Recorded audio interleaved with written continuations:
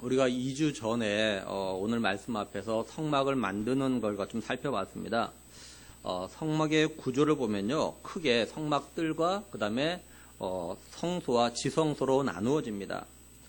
성막 입구가 테두리 담둘레로 해가지고 어디로 되어 있냐면요, 동쪽으로 입구가 나 있습니다. 동쪽으로. 그래서 동쪽 입구로 들어가면 보이는 것이 뭐가 있냐면 제일 먼저 앞에 성막들에 번제단이 있고 그 다음에 물두멍이 있어요. 그 이제 성막 안으로 들어가면 이제 성소하고 지성소 나누어져 있는데 성소에서 볼 수 있는 게 뭐가 있냐면 이제 진설병과 진설병 놓는 상이 있고 그 다음에 등잔대가 있고 그 다음에 이제 분향단이 있습니다. 그리고 휘장이 있는데 휘장을 넘어가면 바로가 지성소예요. 그 지성소 안에 이제 언약궤가 있습니다. 다음 그림을 보면 좀 더, 다음 그림을 좀 전사님, 다음 그림은 좀 더 자세히 알겠죠, 그죠? 다음 그림은 번제단이 있고 물두멍이 있고 뜰에, 그 다음에 지성소에 들어가면은 오른쪽에 진설병 상이 있고 왼쪽에 등대가 있고 그 다음에 분향단이 있고 지성 휘장이 있고 그 안에 들어가면은 지성소인데 여기 언약궤 저렇게 배치되어져 있습니다. 오늘 말씀에서는 이제 성막에서 하나님께 제사 드릴 때 필요한 도구들 만드는 과정에 대해서 이제 말씀을 하고 있어요. 37장이에요. 1절부터 29절에. 그 중에서도 이제 성소와 지성소에 있는 것들 만드는 과정에서 말씀을 합니다. 먼저 이제 그러니까 궤를 만드는 과정에서 말씀을 해요. 1절을 보면요. 부살렐이 조각모로 궤를 만들었으니 길이가 2규빗반, 너비가 1규빗반, 높이가 1규빗반이며 이렇게 말씀을 해요. 이 궤는 쉽게 말해서 상자입니다. 상자. 근데 이 상자 안에 뭘 집어넣냐에 따라서 그 상자 이름이 달라져요. 예를 들어서 과자를 넣으면 과자 상자, 과자 궤가 되고 돈을 넣으면 돈궤, 돈 상자가 됩니다. 근데 지금 부살렐이 만드는 궤는 하나님의 언약, 율법을 넣기 위해서 만드는 것이에요. 그래서 그 궤 이름 갖다 뭐라고 하냐면 언약궤, 법궤 또는 증거궤 이렇게 이야기합니다. 저렇게 생겼어요. 궤가. 예. 언약궤, 법궤는 이제 그 조각목으로 만듭니다. 지난번에 말씀드린 대로 조각목은 쉽게 구할 수 있고, 그 다음에 재질이 단단하고, 그 다음에 이게, 잘 변하지 않습니다. 그리고 오래 가요. 그런 장점이 있어요. 그래서 궤를 갖다 만들 때 이 조각목으로 만들어요.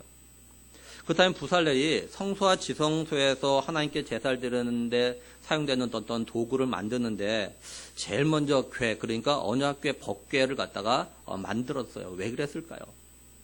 다시 말하면 하나님께서 왜 성소와 지성소에 여러 가지 도구가 있는데 왜 제일 먼저 저 궤를, 언약궤를 갖다가 만들도록 하셨을까라는 거예요.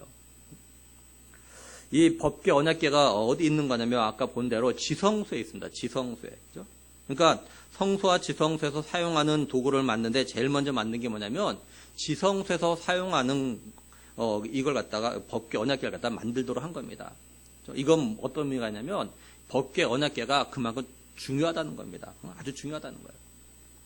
지성소가 중요한 이유가 뭡니까? 지성소가 의미하는 것이 하나님 만나는 장소, 하나님이 임재하는 그런 의미를 갖고 있는 것이 지성소잖아요. 근데 이 지성소를 갖다 지성소 되게 하는 것이 뭐냐면 이 바로 법궤, 언약궤입니다. 이 지성소에 하나님 만나는 지성소에 법궤, 언약궤가 있기 때문에 굉장히 중요한 거예요. 근데 이 법궤, 언약궤보다 더 중요한 거, 다시 말해서 정말로 지성소를 중요하게 만드는 법궤, 언약궤를 덮고 있는 게 뭐냐면 이 속죄소라는 거예요. 속죄소. 6절 말씀을 잘 보면요. 순금으로 속죄소를 만들었으며 이렇게 말씀을 해요. 속죄소는 순금으로 만들어요. 다시 말하면 언약궤의 법궤는 조각목으로 만들어요. 나무로 만들어요. 그리고 순금으로 이렇게 안팎을 해 싸는 겁니다. 쉽게 말해서 금도금을 하는 거예요. 이거는. 법궤. 이 상자는요. 근데 이 속죄소는 그냥 금으로 만드는 거예요. 순금으로 만들어요. 순금으로. 그죠? 가치가 다르겠죠. 그죠? 금 도금한 것과 금 덩어리를 만든 건 분명히 가치가 달라요. 그렇죠? 이렇게 속죄소를 갖다가 특별하게 순금으로 만든 이유가 있는데 뭐냐면 속죄소가 하나님의 임재, 하나님의 처소인 성막에 있는 것들 중에서 가장 중요하고 가장 거룩하다고 여겼기 때문에 그렇습니다. 그럼 이 속죄소가 왜 그렇게 중요한 걸까요? 근데 이 속죄소가 뭐냐면 법궤, 언약궤 소면 뚜껑이에요. 쉽게 말해 뚜껑이에요. 6절을 해보면은 순금으로 속죄소를 만들었으니 길이가 2규빗반, 너비가 1규빗반이며 이렇게 말씀을 해요. 이 이 뚜껑의 그 크기가 규모가요. 속죄소 이 법궤와 살 똑같습니다. 왜냐하면 뚜껑이니까 그래요. 뚜껑이니까. 근데 이 속죄소를 또 뭐라고도 하냐면요. 시은 자, 곧 은혜의 자리 이렇게 부릅니다. 그래서 우리 성경에 보면은 속죄소라는 단어 앞에 일이라고 되어져 있죠. 근데 그 밑에 성경에 보면은 시은 자, 곧 은혜의 자리 이렇게 되어져 있어요. 근데 여기 속죄소라는 히브리 단어를 찾아보면은 어떤 뜻이냐면 뚜껑이라는 단어입니다. 히브리 이 속죄소라는 단어를 찾아보면 뚜껑이에요. 뚜껑. 그래서 6절을 갖다 현대인의 성경은 이렇게 번역했어요. 그리고 순검으로 그 궤 뚜껑이 속죄소를 만들었는데 이렇게 번역했어요. 근데 이 속죄소 이 뚜껑이라는 단어가 어디에서 나온 거냐면 덮다라는 단어에서 나왔어요. 일반적으로 뚜껑 덮는 거잖아요, 그죠? 뚜껑 덮는 겁니다. 그래서 이 속죄소 이 뚜껑이라는 단어는 덮다라는 단어에서 나왔어요. 이처럼 뚜껑이라는 단어가 덮다라는 단어에서 나온 이 뚜껑이라는 단어가 그러면 어떻게 속죄소라는 단어로 번역이 되어졌는가라는 거죠. 그렇죠? 이 덮다라는 히브리 단어에는 어떤 뜻이 더 있냐면 깨끗하게 하다, 속죄하다, 화해하게 하다 이런 뜻이 있어요. 그냥 우리는 단순히 덮다라는 생각을 갖고 있는데 뚜껑은 단순히 덮는 거잖아요. 그죠? 근데 이 단어에는 단순히 덮다라는 어떤 그런 뜻만 가지고 있는 것이 아니라 속죄하다, 깨끗하게 하다, 화해하다 이런 뜻이 담겨져 있어요. 전혀 어떤 의미에서는 덮다라는 단어하고 전혀 관계없는 뜻이 있잖아요. 속죄하다, 화해하다 뭐 이런 다 뜻이 있다고요. 깨끗하게 하다. 그렇죠? 우리는 뚜껑 덮는 게 깨끗하게 덮는 것이 아니라 먼지나 불순물을 갖다 들어가지 못해 막는 개념으로 우리는 뚜껑 덮잖아요. 결국 뭐 깨끗하게 하려는 것이 아니잖아요. 뭐 속죄하거나 오늘 뭐 화해하거나 그래서 뭐 뚜껑 덮지는 않잖아요. 그렇죠? 근데 히브리어 이 덮다라는 단어에 이런 뜻이 같이 쭉 있다고 이게. 그러니까 뭐냐면 뭔가를 갖다 더러운 걸 덮어서 깨끗하게 하는 또는 죄를 덮어가지고 속죄하는 또는 죄를 덮어서 죄가 없는 것처럼 또는 죄가 안 보이게 해가지고 화해하는 그런 의미로 이게 속죄소라고 한 겁니다. 이게. 그래서 레위기 16장에 보면요. 속죄일에 죄를 속하기 위해서 어떻게 하는지 잘 말씀해요. 속죄일에 대제사장 아론이 어떻게 하냐면요. 레위기 16장 14절 15절 보면은 그는 또 수송아지의 피를 가져다가 손가락으로 속죄소 동쪽에 뿌리고 또 손가락으로 그 피를 속죄소 앞에 7번 뿌릴 것이며 또 백성을 위한 속죄죄 염소를 잡아 그 피를 가지고 휘장 안에 들어가서 그 수송아지 피로 행함같이 그 피로 행하여 속죄소 위와 속죄소 앞에 뿌릴지니 이렇게 말씀을 해요. 한마디 말하면 뭐냐면요. 대제사장 아론이 소와 염소의 피를 가지고 지성소에 들어가가지고 지성소에 있는 속죄소요 앞과 옆에 이렇게 위와 앞에 이렇게 뿌린다든가 피를 갖다 뿌린다. 그래서 피로 속죄소를 갖다 가려버려요. 그 금으로 된 거에다가 금에다가 피를 갖다 다 뿌리는 거야. 그냥 피로 덮어버린다는 쉽게 말해서. 그렇죠? 속죄소에 이렇게 피를 뿌리면 하나님께서 보실 때는요. 그 속죄소 위 앞에 뿌려진 피를 갖다 보시게 되는 거예요. 그럼 하나님께서는 죄를 사하는 피를 보시고 모든 죄를 갖다 용서하신다라는 겁니다. 속죄소를 덮고 있는 법궤 언약궤 안에 뭐가 있냐면요. 만나를 담은 항아리와 그 다음에 이제 아론의 쌍난 지팡이 그리고 십계명 돌판들이 있어요. 히브리서 9장 4절에 보면 금 향로와 사면을 금으로 쌓은 언약궤가 있고 그 안에 만나를 담은 금 항아리와 아론의 쌍난 지팡이와 언약의 돌판들이 있고 이렇게 말씀을 해요. 사진을 보면 이렇게 생겼어요. 네, 저렇게 되었습니다. 저렇게 언약궤 안에 저렇게 세 가지가 저렇게 들어있어요. 근데 이 언약궤 안에 있는 저 세 가지가 가지고 있는 공통점이 있다면 이스라엘 백성들이 가나안까지 가는 그 여정 가운데 광야에서 그죠? 하나님의 은혜와 능력을 갖다 많이 경험했다고요. 그럼에도 불구하고 이스라엘 백성들 어떠냐면요. 하나님 말씀에 더 순종해야 되는데 오히려 순종하지 않냐고 계속해서 불순종합니다. 이렇게 불순종할 때 원망 불평할 때 사실 하나님께 저거 세 가지 갖다 다 주신 거야, 저게. 순종해서 주신 것이 아니라 불순종할 때 사실 저게 주신 거라고 저 세 가지를 갖다가 상징적으로. 그러니까 대제사장이요. 이스라엘 백성들이 불순종한 죄를 지었을 때 주셨던 것들을 덮은 속죄소 앞에 또한 위에 피를 뿌려가지고 죄들 갖다가 덮은 거 뭐냐면 그 불순종에 대한 죄 대가를 갖다 이렇게 피로 지불했으니까 피값을 피로 이렇게 지불했으니까 그 피를 보시고 용서해달라라는 거예요. 그럼 하나님께서 그 피를 보시고 모든 죄를 갖다 용서하신다. 그런 의미를 담고 있는 겁니다. 이게 뭘 의미하는 거냐면요. 먼저는 하나님께서요, 우리를 보실 때, 우리를 갖다 의롭다고 하신 이유, 또 우리의 죄를 갖다 용서하신 이유가 우리의 행함에 있는 것이 아니라라는 거예요. 그렇죠? 말씀드린 대로 저 언약궤 안에 있는 저 아론의 쌍난지팡이나 또 만나나 그다음 십계명 이건요, 불순종의 어떤 상징들이에요. 어떤 면에서는 불순종의 상징들. 그렇죠? 그러니까 행함으로 우리가 행함으로 절대 의롭다고 받는다는 것이 아니에요. 그렇죠? 하나님께서는 우리의 죄를 위해서 십자에서 피 흘려 죽으신 예수님의 보혈의 피가 우리를 갖다 덮고 있는 걸 보시고 우리를 갖다 의롭다고 하실 걸 갖다가 이제 말씀해 주시는 그런 겁니다, 저게. 그렇죠? 그래서 이 속죄소를 갖다가 시은 자, 곧 은혜의 자리라 이렇게 말하는 거예요. 그래서 히브리서 4장 16절에요. 그러므로 우리는 긍휼하심을 받고 때를 따라 돕는 은혜를 얻기 위하여 은혜의 보좌 앞에 담대히 나아갈 것이니라 이렇게 말씀을 해요. 그렇죠? 그러니까 우리가 하나님이 계신 은혜의 보좌 앞에 담대히 나와서 이렇게 예배하고 기도할 수 있는 건 바로 우리가, 그죠? 예수 그리스도가 속죄 제물이 되셔가지고 흘리신 피가 우리의 모든 죄를 갖다 덮고 있기 때문에 그런 거예요. 근데 우리가 알아야 되는 건 속죄의 의미가 죄를 지었는데 죄를 짓지 않은 것을 여기는, 다시 말해서 소위 무죄로 여기는 것은 아니라는 거예요. 속죄의 진짜 의미는 뭐냐면 죽음으로 죄값을 갖다 지불했기 때문에 그 피가 지은 죄를 갖다 덮어 가린다라는 거죠. 가리고 있는 것뿐이에요. 그렇죠? 쉽게 말하면 우리가, 그죠? 죄를 지으면 어떡합니까? 뭐 벌금을 낸다든지 또는 어떤 뭐 감옥에 가서 살다 나와요. 그죠? 죄값을 치릅니다. 그죠? 죄값을 치렀다고 해서, 그죠? 죄값을 치렀다고 해서 지난날 죄를 안 지었다 이렇게 말하지는 않잖아요. 그죠? 죄값을 분명히 치렀다고요. 근데 안 지었다고 말하지는 않아요. 죄값을 지불했기 때문에 더 이상 죄인이 아니라라고는 말할 뿐이지 지난날 죄 지은 거 없어 이렇게 말하진 않는다고요. 그래서 어떻게 하냐면 뭐 정과자 뭐 이런 표현도 하잖아요. 빨간 줄 거졌다. 그렇죠? 그래서 지금은 죄값을 지불했기 때문에 죄인은 아니야. 지금 죄인은 아니야. 근데 지금 정과는 있는 거죠. 그렇죠? 마찬가지. 이 속죄라는 건 뭐냐면 우리가 죄 하나도 없어. 과거에 지은 죄가 없어. 이 말이 아니라 덮어버린 거야. 덮어버린 거. 덮은 거야. 로마서 4장 7절에 보면요. 불법이 사함을 받고 죄가 가려짐을 받은 사람은 복이 있고 이렇게 말씀해요. 그 말씀을 잘 보면요. 죄가 없다고 말씀하지 않습니다. 죄가 가려졌다. 다시 말하면 죄가 덮어졌다는 거죠. 덮어졌다. 그렇죠? 그러니까 하나님께서 죄를 덮어준 사람은 복이 있는 사람이라는 거죠. 근데 하나님께서 우리의 죄를 갖다가 예수님의 보혈의 피로 덮어버리셨다고요. 덮어주셨다고요. 그래서 우리 예수님 믿는 사람들은요. 복 있는 사람들이라는 겁니다. 이처럼 하나님께서 예수 그리스도의 피로 우리의 죄를 갖다 덮어주셨다는 걸 로마서 13장 14절에서는요.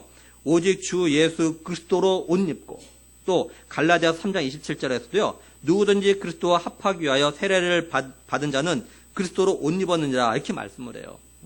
그러니까 예수 그리스도의 거룩하고 의로운 옷을 갖다가 하나님께서 우리에게 입혀주심으로 우리의 죄들이 가려졌다라는 것이에요. 우리가 입고 있는 옷들이 그런 거잖아요. 우리의 몸에 있는 걸 다 가려주잖아요. 다 덮어준다고요. 가려준다고요. 그렇죠? 옷이 그런 거예요. 또 에베소서 4장 24절에서는요. 하나님을 따라 의와 진리의 거룩함으로 지으심을 받은 새 사람을 입으라. 또 골로새서 3장 10절에도요. 새 사람을 입었으니 이렇게 표현합니다. 우리들은 죄를 지은 또 죄가 있는 옛사람인데 하나님께서 예수 그리스도로 말미암아 우리에게 새 사람의 옷을 갖다 입혀주셨다라는 거예요. 다시 말해서 새 사람으로 우리 옛사람을 갖다 덮어버리신 겁니다. 그런데 이 언약궤의 이 속죄소를 만드는데, 언약궤 속죄소를 만드는데 가장 많이 사용된 재료가 뭐냐면 금입니다. 이처럼 금을 갖다 사용하는 이유가 있어요. 금 또는 순금이 가지고 있는 의미는 그런 거 아닙니까? 순수한 불순물이 섞이지 않은 이런 의미를 가지고 있어요. 그죠? 그래서 뭐냐면 하나님과 관계된 물건들, 또 하나님께 제사를 드리는데 관계된 것들은요, 금이나 순금을 갖다 사용하는 이유가 뭐냐면 비싼 걸 하나님께 드린다 이런 의미가 아닙니다. 이런 게 아니라 하나님과의 관계에서 또 하나님께 드리는 것들은 오염되지 않은 아주 순수한 것들이 되어야 한다. 이걸 갖다 가르치기 위한 것이에요. 이걸 오늘 우리에게 이렇게 적용을 해볼 수가 있습니다. 하나님께서 예수 그리스도의 보혈의 피로서 우리의 죄들을 갖다 덮어주심으로 그리스도로 말미암아 우리에게 새 사람의 옷을 갖다 입혀주셨어요. 그래서 우리로 하여금 하나님의 은혜의 보좌 앞에 담대히 나올 수 있게 하셨어요. 그래서 우리는요, 하나님께 우리의 삶을 드릴 때 순금과 같은 순전한 믿음으로 드려야 한다라는 겁니다. 하나님께서 아벨의 제사를 받으신 이유가 뭐냐면 믿음으로 드렸기 때문이죠. 히브리서 11장 4절 보면요, 믿음으로 아벨은 가인보다 더 나은 제사를 하나님께 드림으로 의로운 자라 하신 증거를 얻었으니, 이렇게 말씀하죠.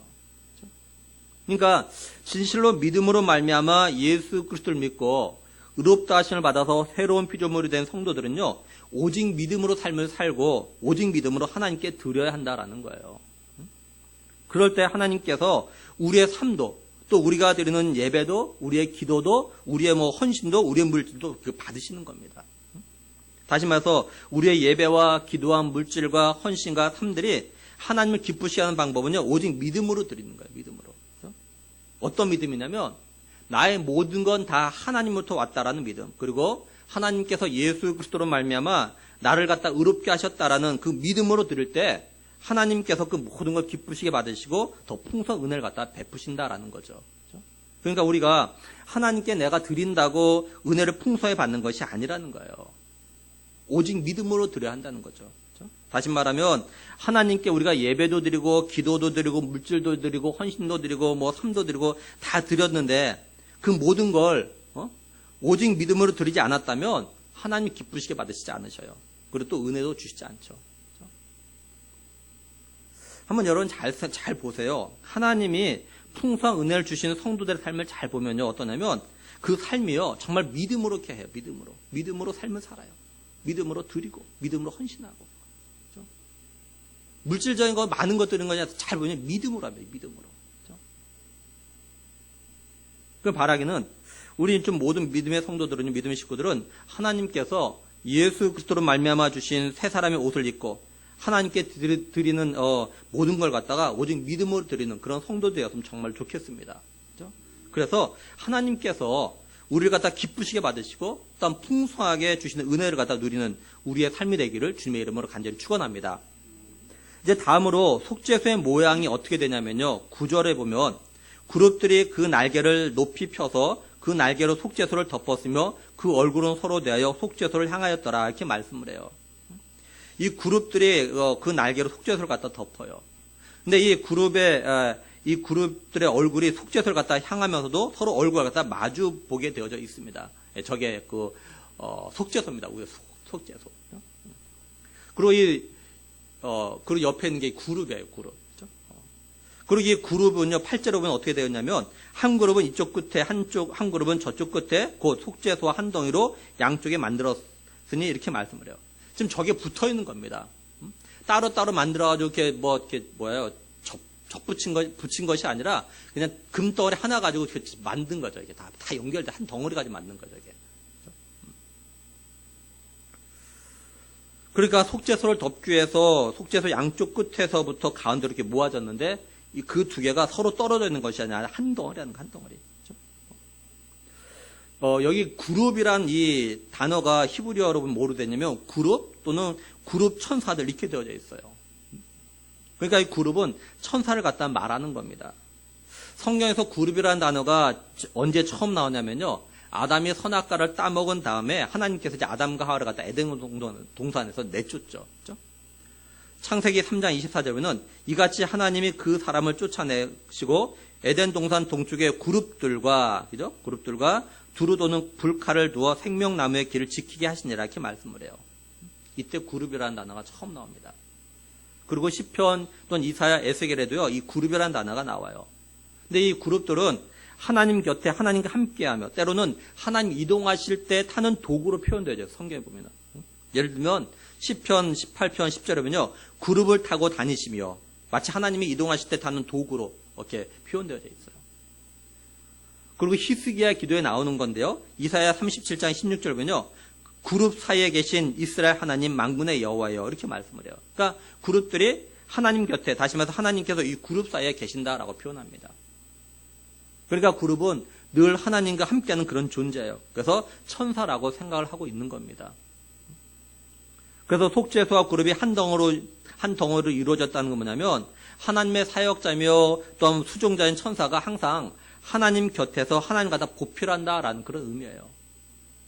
그리고 그룹들이 양편에서 두 날개로 속죄소를 갖다 가리고 있는데 이거 뭘 말하냐면 하나님의 거룩하심과 영화로움이 훼손되지 않도록 늘 지킨다라는 그런 의미입니다. 그래서 속죄소와 그룹을 갖다가 한 덩어리로 만든 것이에요. 근데 다음으로 만든 게 뭐냐면요. 상과 상 위에 있는 기구입니다. 10절에 보면은 그가 또 조각목으로 상을 만들었으니 또 16절에 상 위의 기구 곧 대접과 숟가락과 잔과 따르는 병을 순금으로 만들었더라 이렇게 말씀을 해요.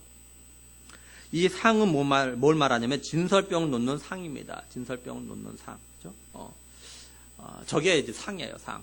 그리고 저 하얀 게 있는 게 저게 이게 진설병입니다. 저게 보면 그다음에 뭐 잔 뭐 이런 게 옆에 있죠, 금으로 된 거. 저 하얀 게 이제 진설병인데 잘 보면요 숫자가 6개입니다. 6개가 두 줄로 좀 놔져 있는 거예요. 출애굽기 25장 30절 보면요. 상위에 진설병을 누워 항상 내 앞에 있게 할지니라 이렇게 말씀을 해요. 이 진설병은 쉽게 말하면 뭐냐면요. 떡입니다. 떡. 떡. 하나님께서 제사를 드리는 상에 진설병을 갖다 놓는데 진설병을 갖다 항상 놓으라 이렇게 말해요. 항상 놓으라. 다시 말해서 상 위에 진설병이 떨어지지 않게 하라라는 겁니다. 상을 언제든지 보더라도 진설병이 놓여 있어 하는 거예요. 제사장이 상위에 진설병을 갖다 어떻게 놓냐면 아까 보신 대로 12개를 놓는데 두 줄로 6개씩 놓습니다. 레위기 24장 5절 6절 보면요. 너는 고운 가루를 가져다가 떡 12개를 굽되 각 덩이를 10분의 2 에바로 하여 여호와 앞 순결한 상 위에 두 줄로 한 줄에 6씩 진설하고 이렇게 말씀을 해요. 그리고 제사장이 매 안식일마다 이 새 것으로 바꾸어 놓습니다. 레위기 24장 8절에요. 안식일마다 이 떡을 여호와 앞에 항상 진설할지니 이렇게 말씀을 해요. 그리고 제사장은 안식일에 새 진설병을 넣고 지금까지 있었던 걸 갖다가 가지고 내려와서 그걸 갖다가 제사장들이 먹습니다. 레위기 24장 9절에 보면 이 떡은 아론과 그의 자손에게 돌리고 그들은 그것을 거룩한 곳에서 먹을지니 이는 여호와의 화제 중 그에게 돌리는 것으로 지극히 거룩함이라 이렇게 말씀을 해요. 그러니까 하나님께 드려진 진설병이 제사장들의 양식이 돼요. 근데 이 진설병을 다윗이 얻어먹은 적이 있어요. 다윗은 제사장이 아니거든요. 근데 다윗이 얻어먹어요. 다윗이 사울을 피해서 제사장 아히멜렉에게 갔어요. 이때 이제 떡을 갖다가 이제 다윗이 구합니다. 배고프니까. 그때 제사장이 뭐라고 하냐면 아히멜렉이 사무엘상 21장 4절로는 제사장이 다윗에게 대답하여 이르되 보통 떡은 내 수중에 없으나 거룩한 떡이 있나니. 이 거룩한 떡이 뭘 말하냐면 진설병입니다. 진설병. 그러니까 사실 이 진설병은요 제사장이 먹는 거룩한 떡이에요. 아무나 먹으면 안 되는 겁니다. 근데 제사장 아히멜렉이 배고파하는 다윗에게 이걸 줘요. 이거에 대해서 예수님께서 말씀을 하십니다. 언제 말씀하시냐면 신학에 보면은 예수님의 제자들이 안식일에 밀밭살을 가다가 배고파가지고 밀을 갖다가 잘라 먹어요. 그러자 바리새인들이 예수님에게 말하는 거죠. 야, 예수님에게 당신의 제자들은 안식일에 일을 했다고 해서 안 되는 일을 했다고 이렇게 이야기해요. 그러자 예수님께서 이 사건에 대해서 말씀을 하십니다. 마태복음 12장 3절 4절에 보면요. 예수께서 이르시되 다윗이 자기와 그 함께한 자들이 시장할 때 한 일을 잃지 못하였느냐. 그가 하나님의 전에 들어가서 제사장 외에는 자기나 그 함께한 자들이 먹어서는 안 되는 진설병을 먹지 아니하였냐 이렇게 말씀을 해요. 이제 하나님께 드린 이 진설병이 대제사장과 제사장이 먹는 이러한 양식이에요. 근데 제사장들이 먹는 이러한 양식이기 때문에 상 위에서 땅이 떨어지지 않고 항상 있게 하라고 하신 건 아닙니다. 이 진설병이 가진 영적인 의미가 있기 때문에 그래요. 이 진설병이 의미하는 게 뭐냐면요. 십자가 위에서 자신의 몸을 하나님께 온전히 드린 예수 그리스도를 갖다가 상징하는 겁니다. 예수님도 자신을 가리켜서 뭐라고 하셨냐면요. 생명의 떡이라 이렇게 말씀하셨어요. 요한복음 6장 48절에 보면요. 내가 곧 생명의 떡이니 또 51절에 나는 하늘에서 내려온 살아있는 떡이니 사람이 이 떡을 먹으면 영생하리라. 내가 줄 떡은 곧 세상의 생명을 위한 내 살이니라 하시니라 이렇게 말씀을 해요. 그러니까 하나님께서 상 위에 항상 진설병을 있게 하신 건 뭐냐면 어느 시대를 막론하고 생명의 떡인 예수 그리스도를 먹지 않고는 다시 말해서 예수 그리스도를 갖다가 통하지 않고는 영생을 얻을 방법이 없음을 갖다가 말씀하셨던 거예요. 이걸. 예수님께서 자신을 가리켜서 뭐라 하셨냐면 내가 곧 길이요 진리요 생명이니 나로 말미암지 않고는 아버지께로 올 자가 없다 이렇게 말씀을 해요. 그렇죠? 알다시피 우리 성경은 그냥 내가 곧 길이요 진리요 되어 있지만 헬라어 성경을 보면요 정관사 더가 있어요. 정관사가 있어요. 정관사 호가. 알다시피 정관사 용법 중에 여러 가지가 있지만 유일한 그런 의미가 담겨져 있는 거잖아요. 그러니까 예수님 말씀 내가 유일한 길이고 진리고 생명이다. 내가 아버지께 오는 난 유일한 내가 길이다. 이렇게 예수님께서 말씀하셨다. 다른 길은 없다고. 예수님께서는 자신에게 오는 자는 결코 줄이지 않을 거라 하셨습니다. 요한복음 6장 35절에 예수께서 이르시되 나는 생명의 떡이니 내게 온 자는 결코 줄이지 아니할 터요. 이렇게 말씀을 해요. 이 말은 예수님이 자신들에게 영생을 주시는 생명의 떡이라는 걸 믿고 나오는 모든 자는 영생을 갖다 얻게 될 걸 이렇게 말씀하시는 겁니다. 이런 일이 끊어지지 않도록 다시 말해서 누구든지 예수님을 통해서 영생을 얻고자 나오면 언제든지 영생을 얻을 수 있도록 그래서 진설병을 갖다 항상 차려놓아라 이렇게 말씀하신 거예요. 그리고 또 진설병이 주는 또 의미가 하나가 더 있습니다. 이 진설병이 12개인 건요 이 이스라엘 12지파를 갖다 상징하는 겁니다. 근데 이게 신약에 와서 조금 확대됩니다. 어떻게 확대되냐면 생명의 떡이신 예수 그리스도를 통해서 영생을 얻은 성도들 갖다 가리키는 걸로 확대돼요. 그래서 이게 뭐냐면 십자가의 죽으심으로 자신의 몸을 갖다가 하나님께 드린 진설병 대신 예수 그리스도를 통해서 영생을 얻은 성도들이 이제 예수님을 본받아서 자신의 모든 삶도 이제 항상 하나님께 드리는 진설병의 삶을 갖다가 살아가야 한다라는 걸 갖다가 또 말씀해 주는 거예요, 이게요. 다른 말로 하면 우리 성도들은요, 자신의 삶이 항상 하나님 앞에 있는 삶, 하나님께 드리는 삶을 갖다가 살아야 한다라는 겁니다. 이게 다음으로 등잔대를 비롯해서 그 부속 기구들을 만드는 겁니다. 17절 보면요. 그가 또 순금으로 등잔대를 만들 때 그것을 쳐서 만들었으니 그리고 23절에 등잔 7곳과 그 불집게와 불똥 그릇을 순금으로 만들었으니 이렇게 말씀을 해요. 이 등잔대가 어떤 모양이냐면 등대 가운데 한 줄기를 중심으로 해서 좌우에 이렇게 세 줄기로 만들어져 있어요. 저렇게 되어져 있어요. 그러니까 등잔대 전체가 7개고 거기에 이렇게 불을 켤 수가 있는 겁니다. 7개 불을 켰다가. 그렇죠? 근데 이 제사장이 이 등잔대 위에 등불을 갖다 어떻게 관리해야 되냐면 레위기 27장 20절 21절 보면요. 너는 또 이스라엘 자손에게 명령하여 감난으로 짠 순수한 기름을 등불을 위하여 내게로 가져오게 하고 끊이지 않게 등불을 켜대. 아론과 그 아들들로 회막한 증거궤 앞 휘장 밖에서 저녁부터 아침까지 항상 여호와 앞에 등불을 보살피게 하라. 이는 이스라엘 자손이 대대로 지킬 규례니라 이렇게 말씀을 해요. 한마디로 말하면 뭡니까? 무슨 일이 있어도 성소의 등잔대 불이 꺼지지 않도록 해야 된다라는 거죠.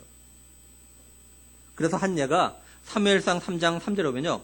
하나님의 등불은 아직 꺼지지 아니하였으며 사무엘은 하나님의 궤에 있는 여호와의 전 안에 누웠더니 이렇게 말씀을 해요. 세 번역은요. 사무엘은 하나님의 궤가 있는 주님의 성전에서 잠자리에 누웠다. 이른 새벽 하나님의 등불이 아직 환하게 밝혀져 있을 때 이렇게 번역했어요. 그렇죠? 새벽까지 계속 등불이 켜져 있는 거예요. 꺼지지 않도록. 근데 이게 뭘 의미하냐면 지금 이 시대가 어떤 시대냐면요. 엘리 제사장이 사사로 있을 때입니다. 근데 사실 사사 시대는요. 암흑 시대예요. 그렇죠? 이들에게 왕이 없어져 어떻습니까? 자기 속에는 옳은 대로 하는 거예요. 옳은 대로. 자기 하고 싶은 대로 하는 거예요. 내가 옳다면 무조건 하는 거야. 이것이 죄든 아니든 관계없다. 내가 죄가 아니라 막 해버리는 거야. 사람들이. 그런 시대예요. 그렇죠? 그러니까 암흑 시대입니다. 그래서 사무엘상 3장 1절에 뭐라고 표현하고 있냐면요. 아이 사무엘이 엘리 앞에서 여호와를 섬길 때는 여호와의 말씀이 희귀하여 이상이 흔히 보이지 않았더라. 이렇게 말씀을 해요. 하나님 말씀이 보이지 않고 이상이 보이지 않는 거 이게 영적인 암흑 시대입니다. 영적 암흑 시대. 근데 그런 시대였지만 이게 영적 암흑 시대였지만 성전에 있는 등불은 꺼트리지 않고 항상 환하게 밝혀져 있었다라는 거예요. 그리고 하나님께서도요. 시대가 아무리 악해도 등불이 꺼지지 않도록 역사하셨어요. 이제 다윗의 아들 솔로몬이 왕이 돼서 다스리다가 어떻게 하냐면 하나님 말씀에 불순종해가지고 이방 여인을 갖다 아내로 취합니다. 젊었을 때는 그래도 하나님 말씀대로 순종했지만 나이가 들면서 이 솔로몬의 마음이 변해요. 그래서 하나님을 버리고 이 이방 여인의 아내들의 말을 따라서 우상을 섬기기 시작합니다. 그래서 하나님께서 벌을 내리시죠. 그렇죠? 그래서 이스라엘이 둘로 나눠져요. 남유다, 북이스라엘 나눠집니다. 남유다는 이제 솔로몬의 아들 르호보암이 다스렸지만 북이스라엘은 여로보암이 다스리게 돼요. 그래서 하나님께서 이제 하나님의 선자 아이야를 갖다 이 여로보암에게 보내십니다. 북이스라엘 다스릴 여로보암에 보내셔요. 그래서 뭐라고 말씀하시냐면 열왕기상 11장 35절 36절에 보면요. 내가 그의 아들의 손에서 나라를 빼앗아 그 10지파를 내게 줄 것이요. 그는 누구 말이야? 솔로몬입니다. 솔로몬. 그 아들에게는 내가 한 지파를 주어 내가 거기에 내 이름을 두고자 하여 택한 성읍 예루살렘에서 내 종 다윗이 항상 내 앞에 등불을 가지고 있게 하리라 이렇게 말씀을 해요. 그래서 하나님께서 어떻게 하시냐면요. 열왕기상 15장 3절 4절에요. 아비암이 그 아버지가 이미 행한 모든 죄를 행하고 그의 마음이 그의 조상 다윗의 마음과 같지 아니하여 그의 하나님 여호와 앞에 온전하지 못하였으나 그의 하나님 여호와께서 다윗을 위하여 예루살렘에서 그에게 등불을 주시되 그의 아들을 세워 뒤를 잇게 하사 예루살렘을 경고하게 하셨으니 이렇게 말씀을 해요. 이제 르호보암이 죽고 그의 아들 아비암이 왕이 됐어요. 근데 이 아비암이 여전히 이렇게 죄를 범하는 겁니다. 하나님 앞에 온전하지 못했어요. 그럼에도 하나님께서는요. 다윗에게 항상 등불을 주시겠다고 약속하신 대로 이 등불을 꺼트리지 않으셨다는 겁니다. 그리고 또 후에 유다왕 여호람이 왕이 돼요. 근데 이 여호람이 아합의 집, 아합이 어떤 집입니까? 이스라엘 가운데서 가장 악한 왕이라고 손꼽히는 아합이에요. 아합. 근데 아합의 집과 같이 하나님 보시기에 악을 행해요. 근데 이때도 하나님께 뭐라고 하시냐면 열왕기하 18장 19절 보면요. 여호와께서 그의 종 다윗을 위하여 유다 멸하기를 즐겨하지 아니하셨으니 이는 그와 그의 자손에게 항상 등불을 주겠다고 말씀하셨음이더라 이렇게 말씀을 해요. 근데 이 등불이 뭘 말하냐면요. 하나님께서 다윗에게 약속하신 다윗의 자손에서 보내실 메시아 예수 그리스도를 갖다 가리키는 거였어요. 그러니까 등불은 바로 예수 그리스도였던 겁니다. 그래서 등잔 때는 이 세상에 빛으로 오실 예수 그리스도를 갖다 상징하는 거였어요. 하나님께서는 약속대로 여자의 후손에서 또한 다윗의 자손에서 빛이 되신 메시아 예수 그리스도를 갖다가 죄악으로 가득한 어두운 이 세상에 보내셨던 거죠. 요한복음 1장 4절 5절에요. 그 안에 생명이 있으니 이 생명은 사람들의 빛이라 빛이 어둠에 비치되 어둠이 깨닫지 못하였더라 이렇게 말씀을 해요. 그리고 9절에 참빛 곧 세상에 와서 각 사람에게 비추는 빛이 있었나니 이렇게 말씀을 해요. 예수님께서 이 세상에 참빛으로 오셔가지고 세상에 비춰요. 어두운 세상에. 그렇죠? 그런데 예수님께 사람들에게 비추는데 두 가지 반응이 나타납니다. 그렇죠? 하나는 빛 대신 예수님께 나오지 않는 사람들이 있어요. 그 이유가 뭐냐? 요한복음 3장 19절 20절 보면 그 정죄는 이것이니 그 빛이 세상에 왔을 때 사람들이 자기 행위가 악함으로 빛보다 어둠을 더 사랑한 것이니라. 악을 행하는 자마다 빛을 미워하여 빛으로 오지 아니하나니 이는 그 행위가 드러날까 하며 이렇게 말씀을 해요. 그래서 죄를 일반적으로 어떤 때 짓냐면 어두운 때 사람들이 보지 않는 데서 죄가 많이 벌어지는 겁니다. 그렇죠? 죄인들은 죄를 짓는 사람은 자기가 죄가 드러나기를 꺼려요. 그 빛에 오질 않으려고요. 그렇죠? 또 하나는 빛 대신 예수님께 나오는 사람들이에요. 요한복음 3장 21절에 보면요. 진리를 따른 자는 빛으로 오다니 이는 그 행위가 하나님 안에서 행한 것임을 나타내려 함이라 하시니 이렇게 말씀해요. 예수님은 빛으로 오신 자신에게 나오는 자, 다시 말해서 진리 대신 예수님을 믿고 자신을 따르는 사람들 향해서 뭐라고 하시냐면 너희가 세상의 빛이다 이렇게 말씀하셨어요. 다시 말해서 빛으로 오신 예수님을 믿고 예수님을 따르는 우리를 향해서 세상의 빛이다 이렇게 말씀하신 거예요. 그렇죠? 예수님은 우리들이 이제 하나님 앞에서 항상 세상에 빛을 비추는 빛으로 살아가길 원하셔요. 다시 말해서 제사장들이요. 성전의 등대에 등불을 꺼트리지 않냐고 항상 등불을 켰던 것처럼 그렇죠? 오늘날 제사장 된 오늘 우리들이 세상에서 빛으로 살아가면서 이 세상에 진정한 참된 빛으로 오신 예수님을 갖다가 항상 드러낸 삶을 살기를 갖다가 원하고 계신다라는 거예요. 이게. 우리들이 어두운 세상에서 참된 빛, 등불이 되신 예수님을 갖다가 항상 비추는 삶을 살려면 어떻게 되냐면 우리들이요 이 세대를 본받는 삶을 살면 안 돼요. 다시 말해서 우리들이 빛된 우리들이 어두움을 상징하는 세상 사람들과 똑같은 생각이나 똑같은 가치관이나 똑같은 관점을 가지고 살아가면 안 된다는 거죠. 그렇죠? 이 세상에 비치는 우리들이 이 세대, 다시 말해서 어두운 세대 세상 사람들 갖다 따라하면 안 돼요.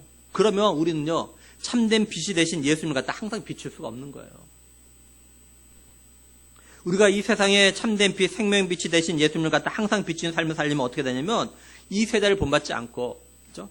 마음을 늘 새롭게 하고 변화를 받아서 하나님 기뻐하시는 선하시고 또한 그 선하신 뜻을 갖다가 온전하신 그런 것 갖다가 늘 분별하면서 그런 삶을 갖다가 살려고 노력을 해야 되는 거예요. 그렇죠? 그래야 세상 사람들이 우리의 삶을 통해서 이 세상에 참된 빛으로 오신 예수님, 생명이 되신 예수님 앞으로 이렇게 나오게 되는 겁니다. 그러면 바라기는 우리들이 빛된 삶을 통해서, 그죠? 이 세상에 참된 빛 또한 생명의 빛으로 오신 예수님을 갖다가 이렇게 항상 드러내는 그런 삶을 살아가려고 노력하는 우리 모두가 되기를 간절히 소원합니다. 이제 마지막으로 분향할 제단과 분향에 사용되는 기름과 향을 만드는 겁니다. 25절에 보면요.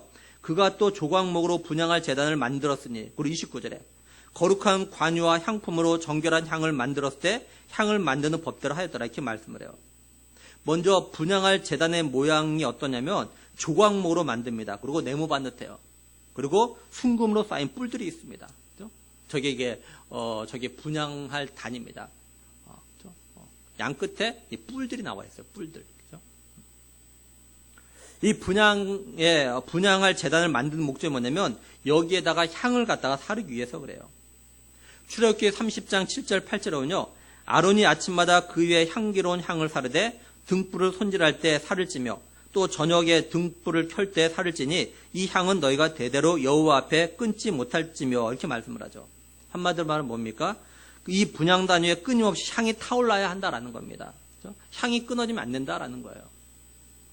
하나님께서 분향단을 만들고 끊임없이 향이 타올라야 한다고 말씀하신 이유가 있어요. 먼저 분향단에서 끊임없이 타올라야 되는 그 향이 가진 의미가 있는데 이게 뭐냐면 바로 기도입니다. 기도. 요한계시록 5장 8절에 보면요. 그 두루마리를 취하심에 네 생물과 24장로들이 그 어린 양 앞에 엎드려 각각 검은고와 향이 가득한 금 대접을 가졌으니 이 향은 성도의 기도로 드리라 이렇게 말씀을 해요. 그리고 요한계시록 8장 3절 4절에 또 다른 천사가 와서 제단 곁에 서서 금 향로를 가지고 많은 향을 받았으니 이는 모든 성도의 기도와 합하여 보좌 앞 금 제단에 들고자 함이라. 향연이 성도의 기도와 함께 천사의 손으로부터 하나님 앞으로 올라가는지라 이렇게 말씀을 해요. 다윗이 기도에 대해서 뭐라고 표현했냐면요. 시편 141편 2절에 보면 나의 기도가 주 앞에 분향함과 같이 되며 해번역은 내 기도를 주께 드리는 분향으로 받아주시고 다윗은 이 기도를 갖다 분향이라 표현해요. 분향, 향 올려드리는 거. 그렇죠?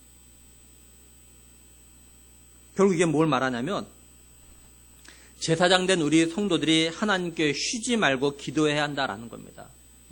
향이 끊어지면 안 되는 것처럼 향이 기도를 상징하는 거니까 쉬지 말고 기도해야 된다는 거죠.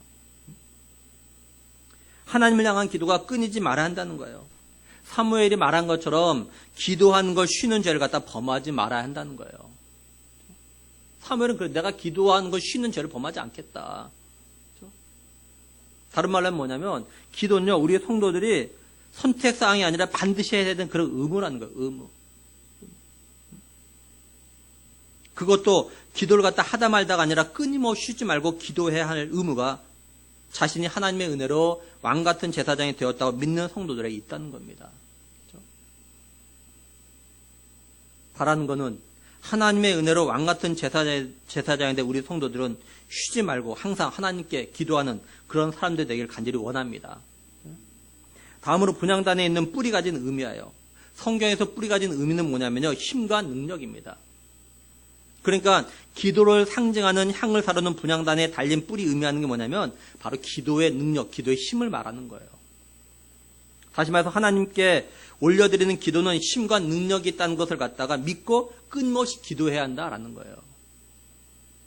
그래서 예수님께서 뭐라고 하셨냐면요. 마가복음 11장 22절에서 24절 보면 예수께서 그들에게 대답하여 이르시되 하나님을 믿으라. 하나님 믿으라. 내가 진실로 너에게 이르노니 누구든지 이 산더러 들려 바다에 던져지라며 그 말하는 것이 이루어질 줄 믿고 마음에 의심하지 아니하면 그대로 되리라. 그러므로 내가 너에게 말하노니 무엇인지 기도하고 구하는 것은 받은 줄로 믿으라. 그리하면 너에게 그대로 되리라. 이렇게 말씀을 해요. 그렇죠? 하나님을 믿어라. 하나님 믿어라. 그리고 믿고 마음을 의심하지 말아라. 그러면 그대로 될 거다. 그렇죠? 받은 것을 믿어라. 이렇게 계속 예수님께 말씀하셔요. 그리고 야고보서 5장 15, 16절에요. 믿음의 기도는, 그죠? 믿음의 기도는 병든 자를 구원하리니 주께서 그를 일으키시라. 혹시 죄를 범하였을지라도 사하심을 받으라. 그러므로 너희 죄를 서로 고백하며 병이 낫기 위하여 서로 기도하라. 의인의 간구는, 그죠? 의인의 간구는 역사한 힘이 큽니다. 그죠? 믿음으로 의롭다는 받았잖아, 우리가. 그러니까 의인의 간구는 믿음의 기도, 쉽게 말하면. 그죠? 믿음의 기도는, 의인의 기도는 역사한 힘이 크다. 또 야고보서 1장 6절 7절에 오직 믿음으로 구하고 조금도 의심하지 말라. 의심한 자는 마치 바람에 밀려 요동하는 바다 물결 같으니 이런 사람은 무엇이든지 죽기 없기를 생각하지 말라. 이렇게 말씀을 해요. 그러니까 우리들이 기도를 하긴 하는데 기도의 능력과 기도의 힘을 의심하면서 기도하면 그런 기도를 아무리 끊임없이 해도 이렇게 의심하며 기도한 사람은 아무것도 얻지 못한다는 거야. 아무것도 얻지 못한다.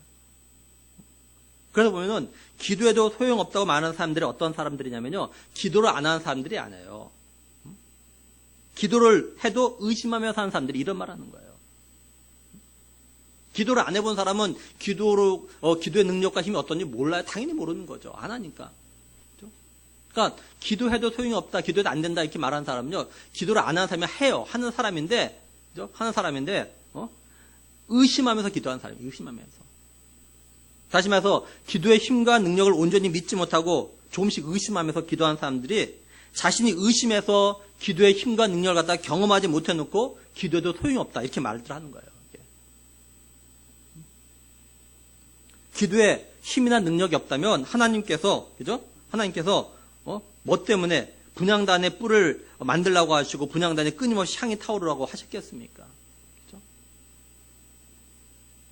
그러니까 기도를 해도 기도의 능력과 힘을 갖다 경험하지 못하는 성도들과 청년들은 뭐냐면 자신들이 기도할 때 어떻게 기도하고 있나 이걸 먼저 좀 살펴봐야 돼요. 그죠? 왜 나는 기도의 능력과 힘을 갖다 경험하지 못하는가? 기도를 안 하는 것이 아니에요. 기도 분명히 해요. 근데 나는 어떻게 기도하고 있는가 보라는 거예요. 어떻게 기도하고 있는가. 정말 내가 의심하지 않냐고 내가 믿음으로 기도하는가. 정말로 내가. 그죠? 다시 말해서 정말 온전히 믿고 믿음으로 기도하는지 아니면 나도 모르게 마음 한구석에 의심을 가지고 기도하고 있는지 좀 살펴봐야 돼요. 그리고 진실로 자신들이 온전히 믿음으로 기도하고 있다면 그 믿음을 가지고 하나님께서 기도의 힘과 능력을 갖다 경험하실 때까지 좀 기다려 보라라는 거예요. 그렇죠? 믿음이 그런 거잖아요. 여러 말씀드린 믿음 멀리 보는 거 멀리. 지금 당장 보는 건 그 믿음이 아니에요. 그건요. 정말 믿으면 기다리는 겁니다. 믿음을 인내 기다리는 거예요. 그렇죠? 하나님은 자신의 약속, 다시 말해서 믿음으로 끊임없이 기도하면 기도의 능력과 힘을 갖다 경험하게 하신다는 것 갖다가 보여주시기 위해서 어떻게 하라고 하시냐면요. 26절에 보면 제단 상면과 전후 좌우면과 그 뿔을 순금으로 싸고 주위에 금태를 둘렀고 이렇게 말씀을 해요. 금 순금으로 분향단을 싸게 하신 건 뭐냐면 하나님의 말씀 약속은 변함이 없다는 걸 갖다 보여주시기 위해서 그런 거예요. 이게. 다시 말해서 하나님께서는 반드시 믿음으로 기도하면 기도의 능력과 힘을 갖다가 경험하게 하신다는 걸 상징적으로 이렇게 보여주셨던 거죠. 그러니까 이스라엘 백성들이나 제사장이요 금으로 쌓인 금향단을 보고 향을 올리면서 끊임없이 믿음으로 기도했던 겁니다. 그리고 하나 더 출애굽기 30장 10절에 보면요 아론이 1년에 한 번씩 이 향단 뿔을 위하여 속죄하되 속죄죄의 피로 1년에 한 번씩 대대로 속죄할지니라 이 제단은 여호와께 지극히 거룩하니라 이렇게 말씀을 해요. 그러니까 대제사장이 1년에 한 번씩 그러니까 속죄일에 분향단 뿔에 속죄를 갖다 피를 갖다 바르라는 겁니다. 이게 뭘 의미하냐면 기도의 힘과 능력, 다시 말해서 하나님께서 기도를 들으시는 것 바로 예수 그리스도의 피를 보고 응답하신다라는 그런 의미야 이게. 그래서 예수님께서 뭐라고 하셨냐면요. 요한복음 15장 16절 하반절에 보면 내 이름으로 아버지께 무엇을 구하든지 다 받게 하려 함이라 이렇게 말씀을 해요. 내 이름으로. 예수님을 통해서. 그리고 요한복음 16장 23절에 그날은 너희가 아무것도 내게 묻지 아니하리라. 내가 진실로 너희에게 이르노니 너희가 무엇이든지 아버지께 구하는 것을 내 이름으로 주시리라. 이렇게 말씀을 해요. 그래서 우리가 기도하고 마칠 때 어떻게 하면 마칩니까? 예수님의 이름으로 기도합니다. 기도드립니다. 그리고 아멘 이렇게 하죠. 그렇죠?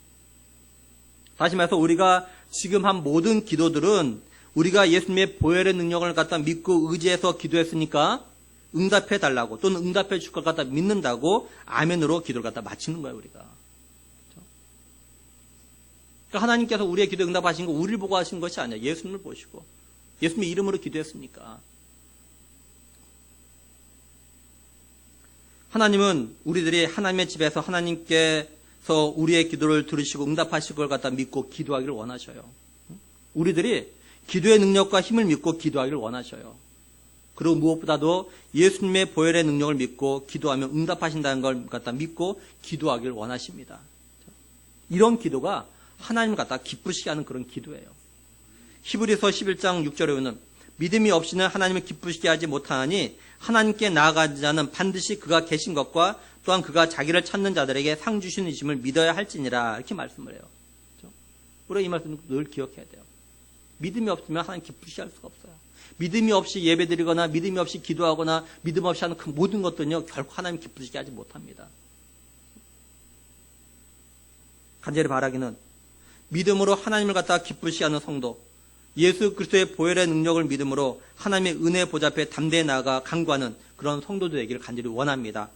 그래서 하나님께서 우리의 모든 기도의 능력과 힘을 경험하게 하시는 그런 상을 갖다 받아 누릴 수 있기를 주님의 이름으로 간절히 축원합니다. 기도하시겠습니다.